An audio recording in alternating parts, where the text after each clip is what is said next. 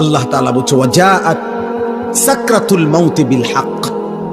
এই কথাটা সূরা কাফ কোরআনুল কারীমের 26 নম্বর পারা 50 নম্বর সূরা, সূরা কাফ এই সূরার একটা আয়াত। আল্লাহ বলছে বান্দা সত্যি সত্যি একদিন মৃত্যু যন্ত্রণা আসবে।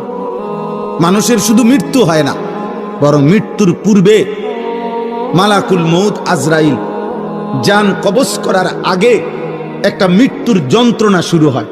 এ যার শুরু হয় সেই কেবল বুঝে, অন্যরা জানে না, সে উপলব্ধি করে। সাকরাতুল মাউত বলে এটারে। কি বলে? মৃত্যু যন্ত্রণা। তাফসীরের মধ্যে আছে এই পৃথিবীর সবচেয়ে বড় ঈমানদারও যদি হয়, তিনি যদি নবীও হয়, তিনি যদি রাসূলও হয়, তিনি যদি সর্বশ্রেষ্ঠ রাসূলও হয়, তারও মৃত্যু যন্ত্রণা হয়। আবার সে যদি সর্বনিকৃষ্ট কাফেরও হয়, তারও মৃত্যু যন্ত্রণা।